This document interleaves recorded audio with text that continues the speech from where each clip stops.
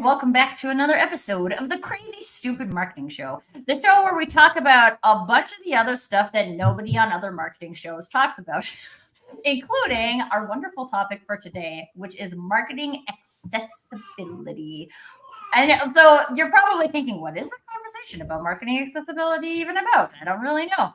And if you know me, you would know I don't really know what's going to come out of this conversation either. But the point is put a whole bunch of smart people in a room who know a lot of things about accessibility from a lot of different perspectives and have a conversation about how this is relevant in the world of marketing. Both because marketing exists of people who are marketers and also people who are consuming things. This is a people game. And in order for us to play a people game, we need to have a people conversation. So this is what we're here to do today. And you will see a whole bunch of lovely guests who are joining me today. And although it might look like a conversation for just, yeah, it's you too, Dan. You're included in that. While it might look like a conversation for just these 5 talking heads that are on your screen, it is a conversation for everyone. So if you are joining us live, get into the chat. If I could slap people through the computer, I would do that because people are always like, oh, I love your show. And I'm like, I didn't even know you were there. You weren't in the chat.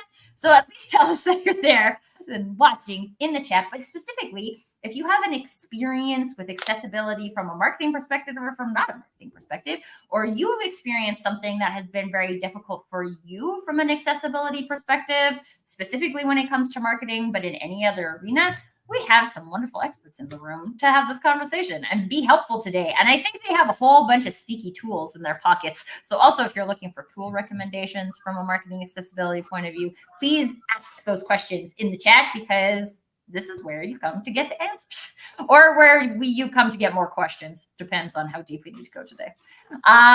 Suzanne, welcome to the show, my friend. Thanks for the wave. And if you have any questions as we go, please feel free to pop them in there and we'll bring them right on over. All right. So before we get into the chat, because my mic is going in and out. How is it now? Is it still doing that? As long as you're not moving or getting too noisy, like escalating, it seems to be okay. But otherwise, it cuts you out. You've met Tracy before, right? Yeah, that's not going to right? be the That's why I kind of said maybe this is the we have our lovely guests introducing themselves. I'm going to fiddle with my audio settings. So let's start with Carol Jean. Carol Jean, tell us about yourself and why accessibility is so important to you. I'm Carol Jean Whittington. I'm the founder of Whittington Wellbeing. I'm a late identified autistic ADHDer who is also dyslexic, and I have an auditory processing delay. I am really focused on accessibility, especially during burnout, because how we process information, how we read it, how we hear it, how we take it in, no matter what that might be, changes from moment to moment. So accessibility during burnout is very important to me. Awesome. I don't think I'm on mute, but I also have another screen up. Sydney, how about you? Hi, everyone. I'm Sydney Elaine Butler, and I'm the founder of Accessible Creates. So accessibility in marketing, accessibility is super important to me because making sure that everyone has access to what you're providing and making sure that everyone has an enjoyable experience or interacting with the world around them and being able to access resources that they deserve. And so that's why I'm passionate about accessibility. And Sid recently spoke at the UN, which Carol Jean recently shared about, which is just very exciting for all of us, which is why I'm sharing it. So round of applause for Sid. So excited to have you back on the show.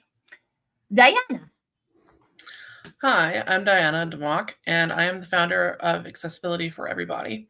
Accessibility is really important for me, simply because it has to be all about equity, right? People with disabilities are already here. They're already experiencing the world. It's not about inclusion anymore. It's about making sure that they have the same access as everybody else. Which is something I know that you and I, fun fact, is my microphone sound any better or does it sound the same? Sounds good to me. Sounds better? Okay. I turned off the auto adjust thing, so maybe that's helpful, hopefully.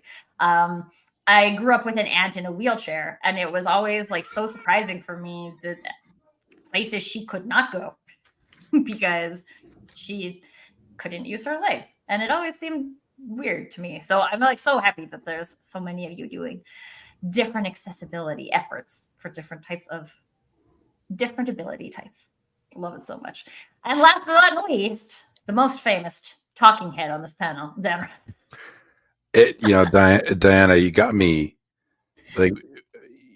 thinking, because that phrase, it's not about being inclusive anymore. That's something we may have to touch on, because that's a really interesting concept.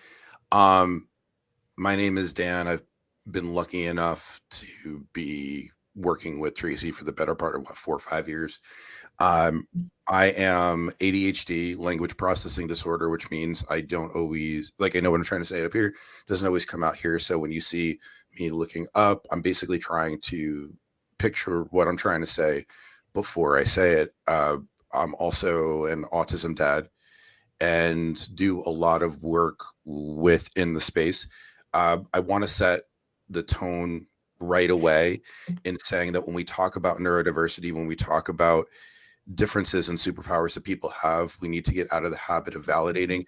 So my hope is that during this session, nobody feels the need to justify what they're trying to say, validate what they're trying to say, and they could speak openly and freely and understand that there's an acceptance understood within the parameters of this call and within the audience. So let's try to be conscious about that and go from there. And Carol Jean, I swear you age in reverse. You look better every time I see you.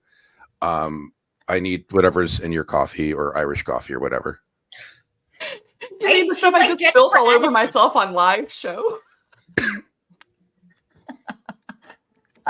Okay. All right. So I just because it came up in the introduction with Diana and Dan, you echoed it. Let's talk about the differences between inclusion, equity, accessibility. Like, what are some of the things we need to understand from maybe like a vocabulary perspective while we get into this conversation? So does anybody want to go first? I'll go first. I think that inclusion at its core is like the fundamental that everyone deserves to be included. That equity is that, I think there's a lot of confusion between what is equity and equality. And equity is really ensuring that everyone has the piece of the pie that they need. And then accessibility is making sure that everyone has access to rooms, spaces, environments, resources. And so that's kind of a very simple, high-level way of explaining those three things. No, I think that's a great explanation, Sydney. And that's exactly it. Is inclusion is definitely an amazing thing. But I think the difference with the equity part is that it's not bringing people into the picture, because they're already there. Whether or not people are acknowledging them, they're already there.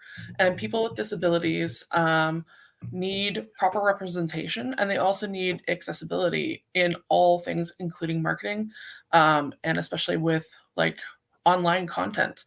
One of the things that I always think about is, do you have image descriptions for any of the images that you put on your website? If you put it on any of your marketing material, have you included an image description in the font underneath? Because a lot of the times, anyone who uses a screen reader is going to need an image description because they cannot physically see what is going on the web content. And so I think that's a great way to make sure that things are accessible, especially when it comes to marketing. So, okay, I want you guys ready to go with me to a controversial place, because I know and trust all of you guys. Earlier today, I was having a conversation, and it like we were on a screen share. She was not sharing her camera, which I was like, that's your prerogative. But something that came up from me from an accessibility point of view is that, so for me personally, I don't identify as having an accessibility issue of sorts.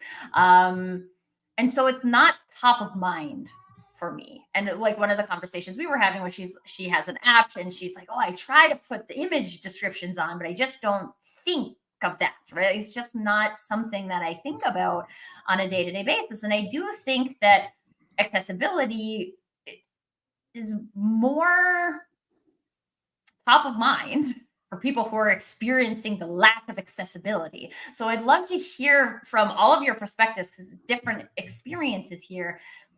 What are some things that you've seen are helpful, or that you've coached people on, that allow people who don't have that as part of their experience on a day-to-day basis? How I am a post-it note girl personally, so I have a post-it note that's like turn captions on. But like, what tips do you have for people who want to do better or improve in this arena, but just don't think about it that way today? Just a quick clarification, Tracy. You said accessibility is more top of mind, but compared to what? So, I'll use a marketing example, right? So, a lot of times from a marketing perspective, a goal is to post something. So, our goal is to post. The most top of mind thing is to put a post on social media. It's not top of mind for us to make sure there's an alt text description on there, because the goal is actually to just post it, or the goal is to show up and record a video, or the goal is to whatever. So, I believe that this is, like, to some degree, a priorities thing. And I would love to say that everybody's top priority is accessibility, but I just think we would all know that was lying. Well, can I mention one thing, because I think it's so this is important when we're talking about neurodiversity, when we're talking about disability.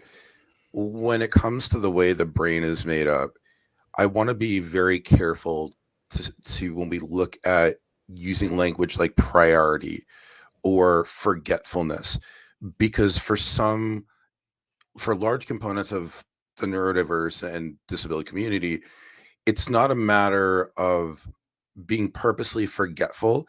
It's the way the chemicals in the brain operate. It may be one of the things where it's go, go, go, go, go. I got to get this done. And then it's one of those retrospective things where we're like, oh, we should have paused because we should have done this, this, this, and this. And I feel like that's important to bring up in the context of this conversation, because it isn't always about, and this is part of the problem overall, but it isn't always about the intention. People often will look at the result and not look at, well, what was the actual meaning behind it? And that's where a lot of people in our community get stigmatized. So I just want to be careful with and provide that context as we move forward. Yeah, and I think this is why this is a complex conversation, and it's not as easy as saying, like, this is the right answer and go to town and make that work, because I would say, I still think in our current hiring environment, there are a lot of people who try to hide neurodiversity. And so you might not even know if there's something like that is impacting the people who are creating the marketing.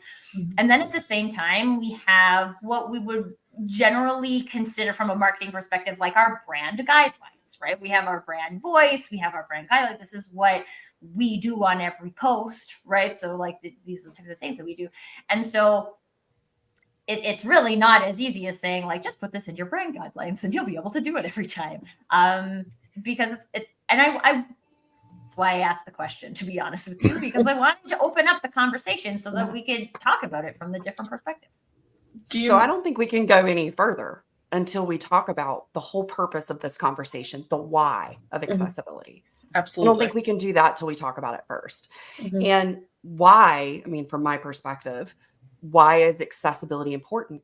Because everyone has a preference in how they access and consume information. Regardless of your neurotype, your ability or disability, physical and, or otherwise, every person has a way that they need to access information, and that is not always the same. However, when we are talking about accessibility and the features and the different variations in accessibility, we also have to talk about who. Are we being inclusive of who? So first of all, as marketers, who are we talking to? Who is our market? Who do we need to make sure can access the posts that we've created? As disabled creators, there are limitations sometimes to my energy, to my auditory processing, to how I can type or put in information if it is late in the day, if I'm having a really just tough day and my dyslexia gets really bad. That is much harder for me to add the things that I normally would like to. So sometimes I will post to the best of my ability, and then I will go back and add things when I have the ability to do that. So I think we got to talk about a lot of those different layers when we're talking about accessibility for who are we talking to, why are we talking, and who are we as marketers and creators as, disabled or not, and what are we doing for our own accessibility in the process. There's lots of tech tools, and I think when we're talking about all of this, ultimately what it comes down to in my world is, how is that helping you or hindering you in your energy management to stay out of or get out of burnout? Mhm. I'd love to talk about the point that you brought up about priority, Tracy. And I think the thing that a lot of people don't think about is when you're creating content and you're creating marketing or any kind of thing like that, how effective is it if it's not accessible, right? So how many people are you actually reaching if it's not accessible? If you're not including image descriptions, if you're not including captions, if you're not including all of those things that expand your market to different groups that are already not being included in those conversations, they're already not being included in those ways. And I think that's why it should be everyone's priority in my experience and in my opinion. Because if it's not, are you really good at, are you really like getting the full effectiveness of your marketing at that point? Does that make sense? Well, I think yeah, well, absolutely. And I mean, the thing about marketing in general is that we know we're only ever talking to a segment of people, right? It doesn't matter how many views your Super Bowl ad gets, that ad only speaks to specific people. And so from a like brand perspective, there's always been this underlying conversation about like this is accessible to some people and not accessible to some people, even if it's just based on you've experienced this or you haven't experienced this, so you will get it or you won't. I always think of that. I think it was a Bud Light commercial with like the golden retriever puppies like a few Super Bowls ago, and it was like the biggest thing, and I was like, oh my gosh, I remember having a golden retriever puppy. It was so and so like I remember that ad because I have a personal attachment to that. That does not mean that everybody has personal attachment to that, nor that every piece of marketing is going to be able to generate that. And so I think the deeper conversation, like the behind the marketing scenes picture that I'm hearing from your share, Diana, is that like, do we care that we might be leaving people out? And if that's this group of people, are we willing to do something about it? Right? Do we want to make this accessible to people who might be using an e-reader? I remember actually, I think it was Carol Jean the first time who was like, you could turn on transcription on Zoom. Do you want to do that? And I was like, yeah, I do. I didn't know how you could do that. And so like a lot of times it is just because it's not, as I mentioned before, top of mind. So it's not even that like I don't care about that if I actually took the time to go into this and have a conversation about it, but it's just that I think marketing has followed our society's general trap of do more, right? Just do more, just post more things and have more ads and have more views and more, send out more emails. And in so doing, we lost all of our time availability to have these conversations about like, oh, wow. Okay, like, do we actually, as a team, do we want somebody, do what we have? I mean, I don't know. This probably depends on your product, right? Like if you have like a virtual reality thing that's based on seeing, then maybe the people who can't see aren't your target audience, and it's not it's not the most top of my priority for you in terms of accessibility. But even having the space to have those conversations is where we allow ourselves to say, I mean, to get ballsy enough to say, we don't care about that from a business perspective. And I think the caution with that is that if you don't care about it, then keep in mind that the people that are wanting those things and that are looking for those things are not going to be interested in your company. They're not going to come in and they're not going to be part of that as well. And that's definitely everyone's obviously choice. I think the hard part is that going back to like that priority bit is if you don't have time, then it's not a priority, right? And when we're trying to communicate with so many different people, we just need to make sure that we're doing that in a way that everyone can access that, if that makes sense. I think with like what Carol Jean was saying with about all the technology stuff, that's one of the beautiful things is AI and a few of those other things are starting to make those things a little bit easier for communication in some ways. I like to use Goblin tools when I'm having a really hard day with making sure that it sounds professional. They have like a little Goblin tools that has a little formalizer that you can just plug in what you want to say. It pops it out the bottom and it's in a formal way of speaking. That way that if I don't really have the energy or the time commitment to think about how I'm going to do an image description, I just simply plug it into there. I have something to add. Yeah. Okay. Yeah. Because Dan is still thinking. You can tell. He's No, still I'm not. stewing. I'm not thinking. I wanted to go over to Sydney. I'm trying to figure out what's appropriate for me to say. Over to you. Okay. So I think this how you talked about segments, Tracy, and how there's different like oh, it's a 25-year-old man that lives in Alberta that's white, and having that very specific target audience. But then when you realize that in order to increase greater accessibility, and why would you not want to make your marketing tools and your branding to have the greatest access? And it's like, did I do everything I can? Because I don't know what people are going to need from this. Are they going to need the closed captions? Are they going to need the alt text? Did I do all I could to make sure I can have the great access to get all the segments that I'm trying to reach?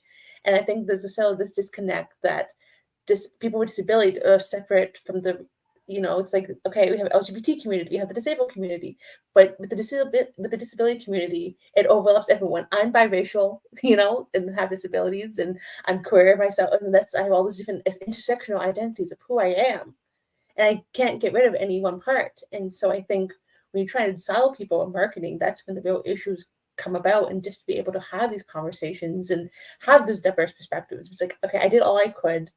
And to Carol Jean's point, she had to take care of her greater accessibility. She's like, I don't have the brain capacity. I have I get the same way sometimes too. I'm like, my brain fog is so bad. I had to make this post. I want to get it out there because I've rented a week. But again, come back to it later. That your intentions are good, and and understand that when you're marketing, just be authentic in your approach too. And I think that helps increase greater accessibility. Yep. And I want to throw in just a number real quick. So for those of you who maybe you don't identify within the disabled population and you're in marketing and you need a why, I'm going to give you a why because this is going to serve my population. So my friend Edna is over on YouTube watching because I'm streaming to my channel there. And she was sharing, hey, I don't feel like companies are really even speaking to me.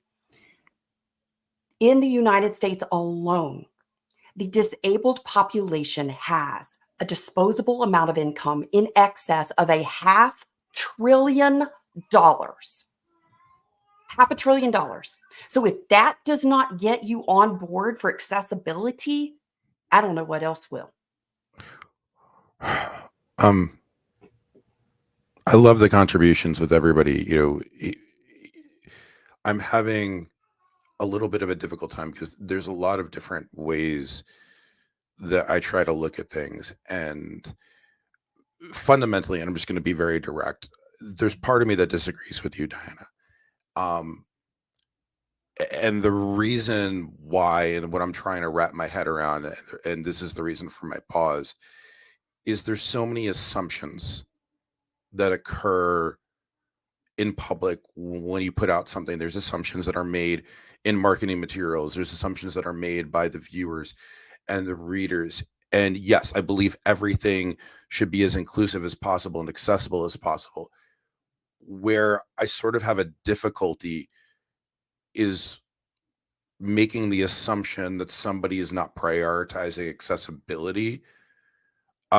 If for whatever reason they missed the boat on creating those captions at some point, because we don't know what's going through that person's mind. We don't know if somebody is just doing everything that they can. And for instance, I was involved I was a project manager for clinical trials.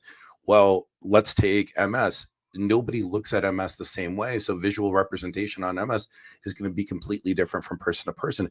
So they may be spending so much time focusing on one aspect of it that by the time they get to creating the metadata and those other details, you make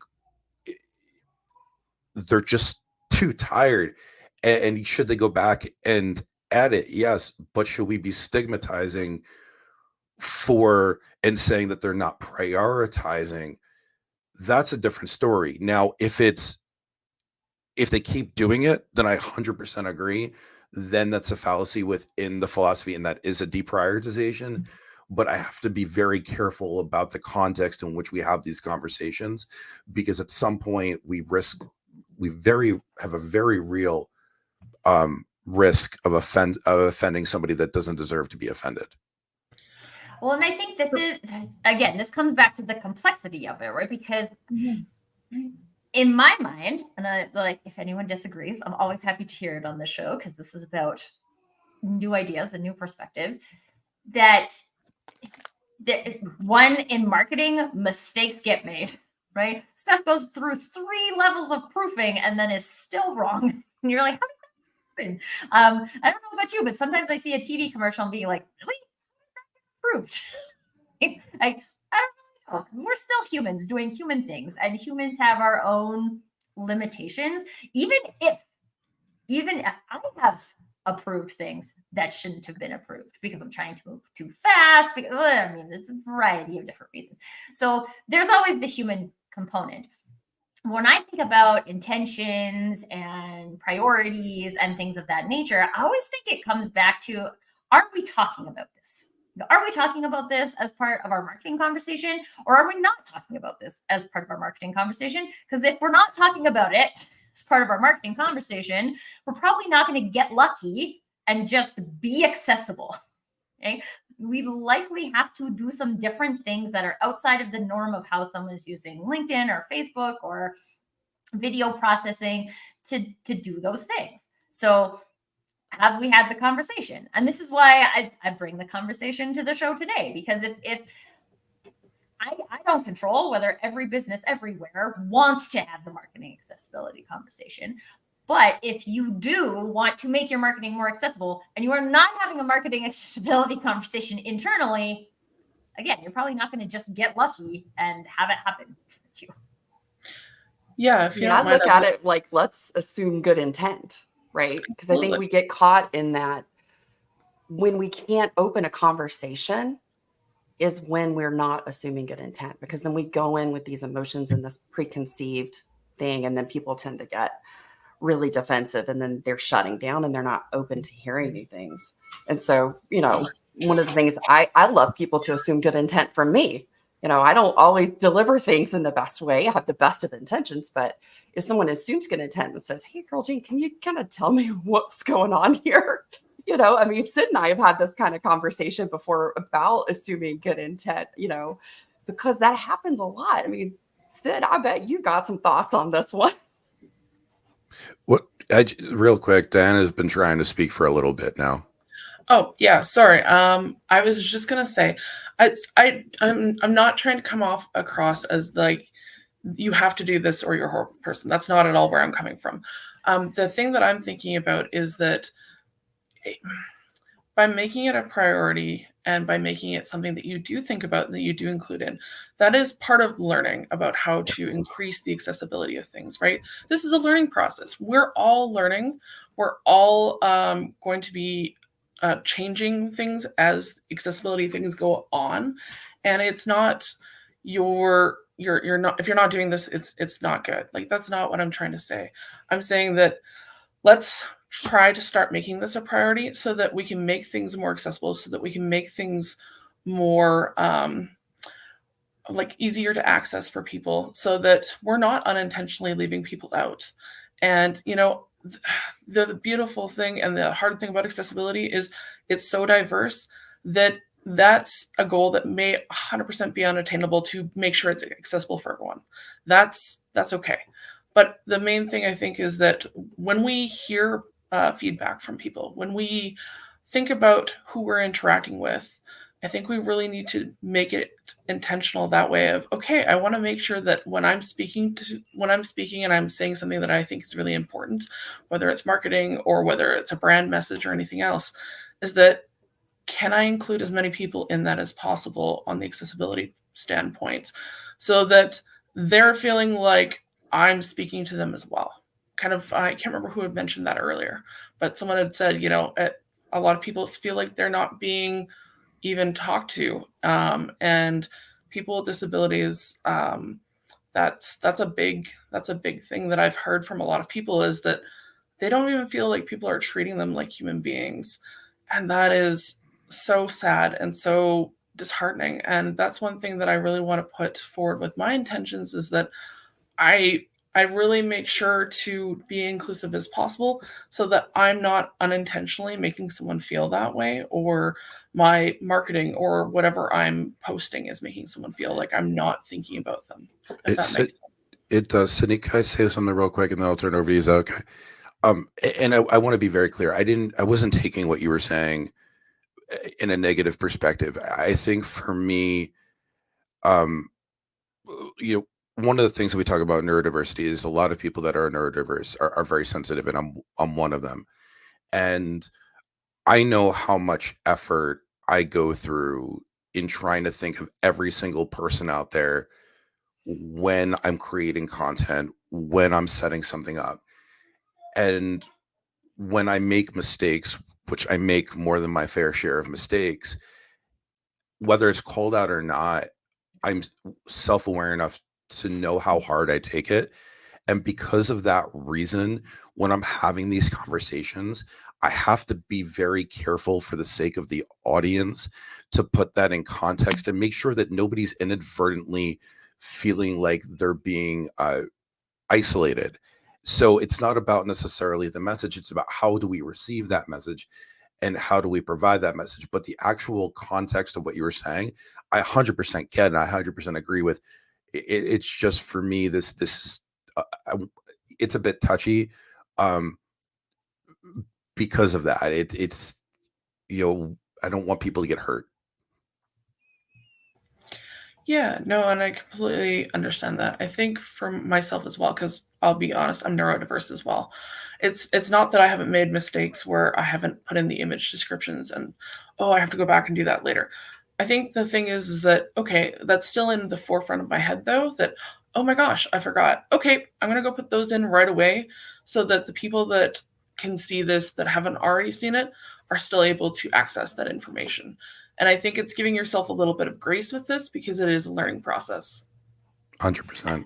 Yeah, and I think that is one of the biggest points here, is this concept of learning, because I do think a lot of times, especially from a marketing perspective, people don't risk trying things because there's like a brand consistency thing that they're trying to maintain, right? So I either have to be able to confirm that I can put alt text on every single post, or I'm not going to put it on any post, because what if I do it once and then people are going to get like brand confusion?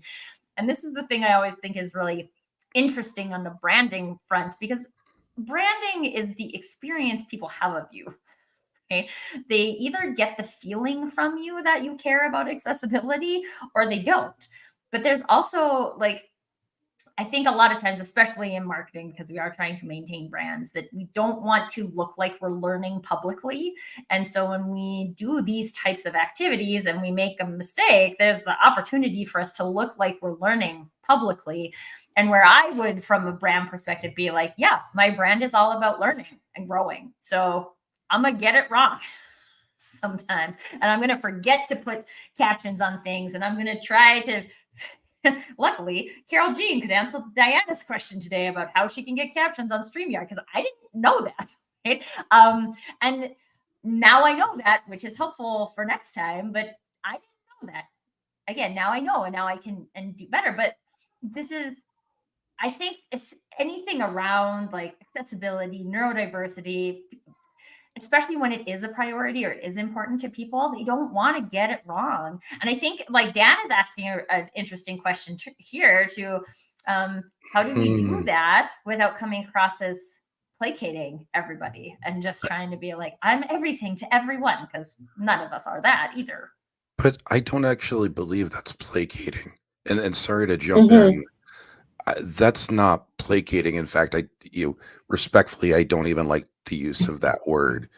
Um, I'm gonna stop there because I know like that sort of triggered a little bit. So I'm gonna give it to Sydney. Um, I feel like I have so much to say now because you all made really good We points. So I'm talked gonna about go like back. 8 different things, and now it's And to go over all of it. when am I supposed to remember it? I'm also neurodivergent, so my brain's gonna explode. No, but I'm gonna add to Karajine's point about good intention because this kind of touched on what you all talked about.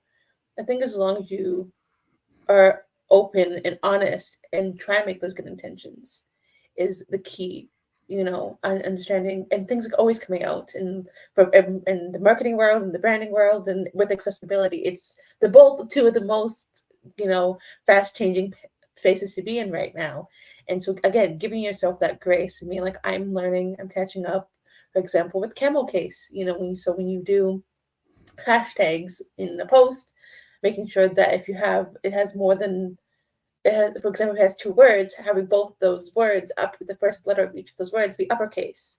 And I still struggle with that sometimes. I'm like, oh dang, and then I go fix it, because I'm still like, and because I'm so used to still doing lowercase in my branding, but I'm like, no, it has to be intentional with my approach. And again, that good intention is like I'm trying to do better, and reaching out to people sometimes like, hey, can this is the case about camel case, and just I think again, it boils down to having that conversation, being able to be vulnerable with people, being like, oh, thanks for letting me know. Oh, I see that you did this. So again, like Diana said, being open to that feedback.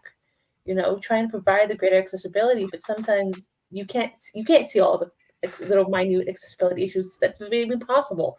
And so yes, if as long as you have a good intention and you're willing to modify, and I think like you said, Tracy, how but we don't want to look like we're not perfect in the branding world and the marketing, and I think it just because that's not our brand. But even and people will realize, I mean, you keep doing it continuously and you start making these changes, you know. And I think people sometimes think, oh well, I have to go back. Maybe you can go back and change those posts to make it more accessible. You maybe just picking it up one day and now making it a new standard in your branding, and people are going to pick up on that. And so just be patient with yourself and just come from a place of good intention, and being willing to be vulnerable and have these conversations, I think, is a huge step. Yeah. I love what Reginald is sharing here about how grace maintains momentum. Like if we get to the point where anybody is saying like, oh, we made one mistake, just forget this. We're not gonna practice this anymore. You'd never have any professional athletes. And then what would you watch on TV? I had that, and I had to extend my grace to myself this past week. So I sent out a reminder, and I said, hey, RSVP to this particular link in this program, because I had set up all of these automated reminders for everybody, so it would be easier. And it was supposed to like give them the thing for the calendar and send the text reminder 30 minutes before and all this kind of stuff. But I didn't realize, because it didn't happen the time I used it before, that if the event had started, that it would no longer send it to anybody. So I had all these people sending emails, and I wasn't in my email because I was in the live teaching the class, right? And I was like, I got off, I saw the emails, and I was like horrified. I was so upset because I was like, oh man, I was using this tech thing trying to make life easier for everybody. And it just made it so frustrating for some folks because of the, parameters. So I just had to own it. And I was like, oh, heck, y'all, I am so sorry. I had the best of intentions. I was trying to do this. Let me make this right. Here's the way that you can access the stuff so that you don't have to jump through any hoops. Just here it is. And I think a lot of times, just as Sydney, to your point, it was so good. I mean, we just like give ourselves grace, but then also just own it. If it didn't go well or somebody gives you some feedback, kind of like what Diana was saying, just own it and just take the next step, because it is an evolutionary process. Okay. I have to go back to this point because, sorry. Here's the reason I was triggered. Placation is done typically with the connotation for avoiding conflict for selfish reasons. Inclusivity and accessibility is not placation. That's all I'm going to say. And I think this is the interesting thing, because like I don't know the dictionary definition of placation, but this is again why I think it's important to have these types of conversations, because we can use words like that and assume that we are all saying the same thing, but it can mean one thing to one person, or one thing in one conversation and a different thing in another conversation. And it can be like, these are the types of words, like they don't come up in like a values conversation, right? We're talking about values, we're talking about cares about people, and we're talking about these types of things. And there's enough problems with how people bring corporate values to life through marketing, which is a conversation for another day. But when we don't have the space to have these conversations and to have someone have and be like, wow, I don't, just give me a minute, because I'm like totally triggered by that word. And I need to just figure out like what it is about that that's making me feel this way. Like, it's actually one of the things that I love about these kinds of panel conversations, because this is how group conversations happen in real life.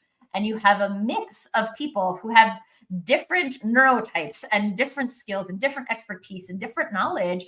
And unless we're creating the space to bring out these things and be like, wow, like, I didn't know Dan isn't like a plant in the audience asking questions that I told him to ask. We're like, I didn't know we were going to get that question today. And now other Dan on the screen learned something about himself and what and that means to him, or what it, and it may mean something else to you if you're watching. I love this comment here from Reginald. Language is so delicate. And we think it's so simple, right? We think, and again, that's why I wanted to start with definitions today. We use terms like accessibility. And from a marketing perspective, I think about things like, I also have an aunt who's disabled, so I maybe have a bigger realm of that definition, but I have multiple definitions for that same word. So if someone from a corporate perspective says, make this accessible to people who are blind, I probably would like go and see like, what are the tools, what are the options that I can do for that group of people? And then I stop there and I don't think about like, oh, but is this being accessible to all people? Like, what about people who can't hear? What about people who can't type a response, right? Like, what about, I think about this a lot of times from my grandparents' point of view, because they're in their 90s. They did not grow up with technology. Now people like me just expect them to text. Grandma, stop calling me. Just text me. Right? And she's mostly deaf, which is why it's very difficult to have a phone conversation, because she can't hear what I said. I can hear what she said, but she can't hear what I said. And so it's I think that is the power and the opportunity in having the conversation. And I want to share, because Dan, thank you, Dan, for sharing his perspective of placation as being diametrically opposed to authenticity. So There's if that you word again. I mean, I love the word authenticity. I know you do. Yeah. How do we message this while ensuring authenticity? I think that kind of comes back to, like, if I can answer the question, because I would like to deem myself the queen of authenticity, is doing, my definition of authenticity, for anybody who doesn't know, doing what you would do or say, doing or saying what you would do or say when you would do or say it. And it actually creates the permission for all of the things that we've talked about. Right? If you're thinking about putting alt text, put alt text. If you forgot about it and you think about it later, go at it. Right? That's actually authentic. And so it's not that I'm trying to, I don't know. Again, I think we're language adds complexity, which is frustrating for some people, exciting for other people. I think this is like a fun journey through language. Carol Jean, you're sharing a tool in the chat. Would you like to talk about that quickly so that people can hear as well? Yes. So there is a phenomenal new tool. It was just approved by the FCC and it is free, and it's called Nagish, Nagish. Tomer Aroni is one of the developers of this. He has ADHD. But this is a tool, and Tracy, this would be great for you and your grandma if somebody facilitates some tech for this on her end. But you can have a phone call, an audible phone call, and it translates into text without having to have an individual relay the message in between. So this is actually ensuring more, and it's incredibly accurate and ensures more privacy, and it's an incredible accessibility tool. This is amazing. What I need. I was going to say too, I love that, Carol Jean. like I said, even with the Goblin Tools formalizer, using all of those different tech elements that are available to us now makes a lot of these things a little bit easier. It can make it more accessible for people, like you said, who have energy capacity need or like differences. But also, like, don't be afraid to reach out to people who actually do this for a business.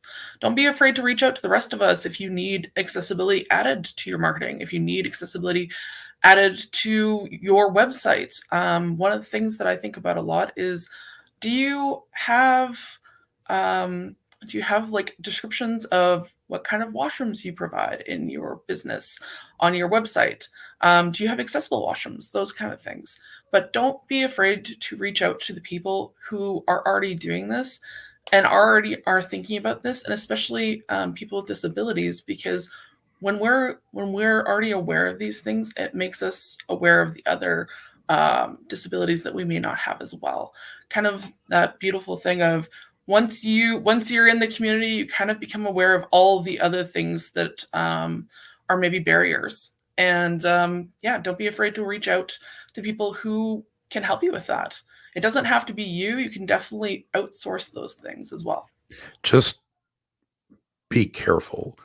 And I say that because, and AI is inherently biased. So especially with language used, and I come from a place of working in anti-racism and that kind of thing. You want to be very careful. Like, don't make the assumption that the tools that you're using are the be all end all. Do your second and third checks. Make sure that you could stand by anything that you put out if you are utilizing those tools, because just to give an example, from the deaf community, people assume the ASL is the same everywhere, but ASL has language differences, just like anywhere else, based on region and different things. So you want to be really careful that you're speaking to who you want to speak to. And then this is a totally another conversation that we can't get into based on time constraints, but also be aware that visual representation looks different for everyone. Somebody sitting in a wheelchair that's wheelchair bound may not want to be seen and be represented by somebody in a wheelchair. They may want to be represented by what they actually do and what actually makes what they feel is their UVP. So be aware of these contextual elements as you go into it. And what Diane is talking about is, but what I'm talking about, what everybody here is talking about, is really how you fit together all the pieces of the puzzle, which ironically, the puzzle is not seen as being inclusive in the autism community. So, hey. A quick point Layer about of complexity. a quick part about AI. I think it's such a powerful tool, but also you still need that human element, because I feel like some of the AI tools I've seen. I also have a co-lead for Toronto Disability Pride March. We have an annual march local to our community, and really understanding the local disability community within us. And so sometimes we use these tools, but we have to double check because it doesn't actively represent disability voices sometimes. And it sometimes, yeah, you want to make it sound more professional and make it sound in the formulas, or for example, that Diana mentioned on the Goblin tools, but sometimes it loses some of that voice. Yeah, and I think it's just one of the things that are sort of like kind of wrap this up in the little authenticity bubble is that it's not right or wrong to use any of these tools, right? If Diana feels like her energy is maintained by using Goblin tools to sound more formal because what she's trying to do needs formal sounds, then great. If you're trying to speak directly, more authentically to the community because you feel comfortable in doing that, you don't have to do that. And I think a lot of times when we see these types of tools, we start to think we should use them, right? And even trying to kind of going back to Dan and the audience's question about how do we ensure authenticity, my question now is that what you would do? So Diana would use Goblin tools for this. Sydney would use or not use a tool for this, right? Like, and that's what authenticity actually is, It's not about everybody looking the same. Authenticity is like the complete opposite of everybody looking the same. It's about us looking like our unique selves and embracing our unique abilities, which are innately different. Like Carol Jean kicked off with, right? It doesn't matter if you identify as having accessibility needs or not having accessibility needs. All of us are different. Our brains process things differently. Our bodies work in different ways. Like all of this is different, and different is not bad. But the point from a marketing perspective today is that are we taking our differences into consideration? We're having conversations about them from a marketing perspective. Okay, that was supposed to be my wrap up, but then Reginald snuck in with a question. So we'll see if we can throw this in there quick. Lots of disabilities have another side to the abilities that are heightened and not always understood. There are hidden potentials there. So we'll leave. This will be the last thing we do. So final thoughts, everybody, on taking or creating space for hidden potential. Diana, you can go first because I know you have a hard stop, and then if you have to sneak out, you can. You know what? That's a good thought. I'm trying to figure out in what context that they're talking about. Yeah. But as far as I think about it, when I think about, like, let's say for example, my ADHD,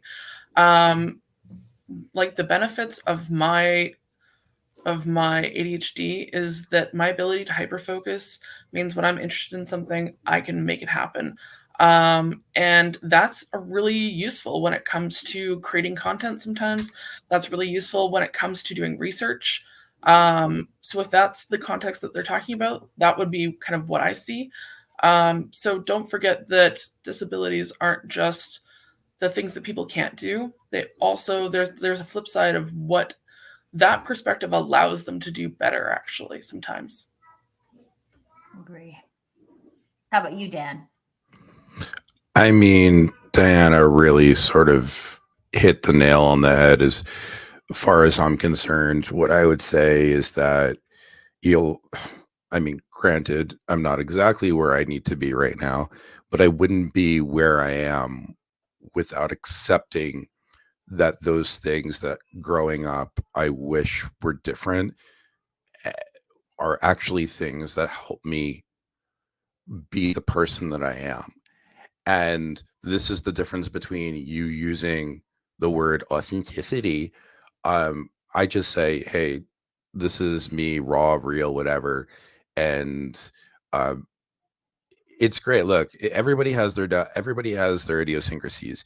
Everybody has their comorbidities that make things difficult. Not everybody's going to have a great time all the time, but everybody has the potential to be Carol Jean Whittington.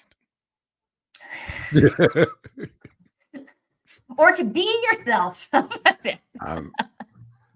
What's great is, like, as ADHD, when you're in a thought and then you lose the thought, you could just plug somebody's name in, and I made the right choice. I mean, who doesn't want to be Carol Jean, right? Awesome, Dan. How about you, Sid? I think I agree with both Diana and Dan. They both nailed it on the head. But really understanding that, again, the intersectional piece. Someone is so many different things in their hobbies they enjoy, their TV shows they like, what they do with their family, what they do with their friends. And so just realizing that we can't, like Dan said, we can't have all good days. We have bad days too. And just, allowing for that space to have someone show up as they are that day. So good. All right, it's you, Carol Jean. Wrap it up. Let's not fire hose one another with sales offers and the latest, brightest thing. Let's actually slow down, have a conversation with one another, meeting each other where we are so that we're most comfortable to connect heart to heart. That's accessibility.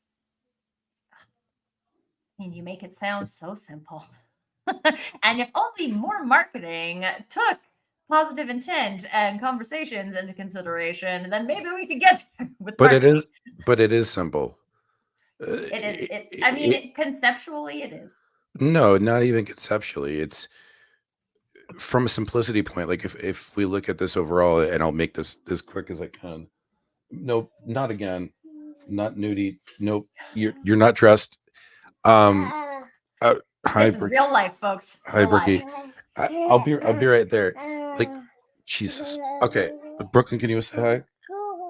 Go get sister. Get sister. Daddy will be like literally 2 minutes. Get sister. Don't pull her by her diaper. If you're not watching now, both of the twins. When we talk about anti-racism, when we talk about all these things, we talk about we talk about social construct.